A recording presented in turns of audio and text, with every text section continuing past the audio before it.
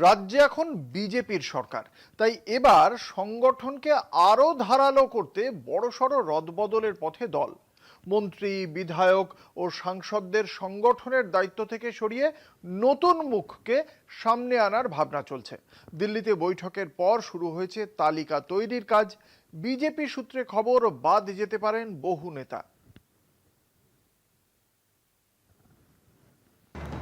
আমি শুভেন্দু অধিকারী। রাজ্যে সরকার গঠনের পর এবার সংগঠনকে আরো শক্তিশালী করার প্রস্তুতি শুরু বিজেপির অন্দরে। দলীয় সূত্রে খবর, রাজ্য বিজেপির সংগঠনে বড়সড় পরিবর্তন আনার পরিকল্পনা করা হচ্ছে। এই পরিবর্তনের ফলে বহু নেতাকে সংগঠনের দায়িত্ব থেকে সরানো হতে পারে। সংগঠনের রদবদল, শক্তি বাড়াবে পদ্ম শিবির। বর্তমানে বিজেপির 208 জন বিধায়ক এবং 15 জন সাংসদ রয়েছেন। দলের মতে সরকার চালানোর পাশাপাশি সংগঠনকেও সমানভাবে শক্তিশালী রাখতে হবে।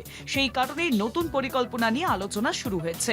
সম্প্রতি দিল্লিতে রাজ্য সভাপতি ও কেন্দ্রীয় নেতৃত্বের মধ্যে এ বিষয়ে বৈঠক হয়েছে।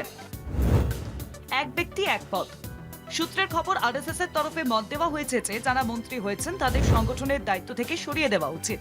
বর্তমানে বিজেপির 12 জন সহসভাপতির মধ্যে 6 জন মন্ত্রী ও বিধায়ক। সহসভাপতি পদে মন্ত্রী বা বিধায়ক সঞ্জয় সিং, অগ্নিমিত্রা পাল, দীপক বর্মন, জগন্নাথ চট্টোপাধ্যায়, নিশীথ প্রামাণিক, তাপস রায়। রাজ্য সভাপতি শ্রমিক ভট্টাচার্য রাজ্যসভার সাংসদ। সহ সভাপতিদের মধ্যে আরও একজন সাংসদ মনোজ টিক্কা। এছাড়াও সম্পাদক পদেও রয়েছেন কয়েকজন মন্ত্রী বা বিধায়ক। সম্পাদক পদে মন্ত্রী বা বিধায়ক শঙ্কর ঘোষ, সর্বরী মুখোপাধ্যায়, দীপাঞ্জন গুহ। বিজেপির যুব মোর্চার সভাপতি ইন্দ্রনীল খাও মন্ত্রিত্ব পেয়েছেন। জেলা স্তরেও একই ছবি।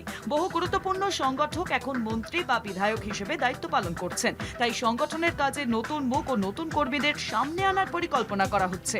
দলীয় সূত্রের দাবি, নতুন তালিকা তৈরি হচ্ছে। এই পরিবর্তনের মাধ্যমে দীর্ঘদিন নিষ্ক্রিয় বা অক্ষম নেতাদেরও দায়িত্ব থেকে সরানো হতে পারে।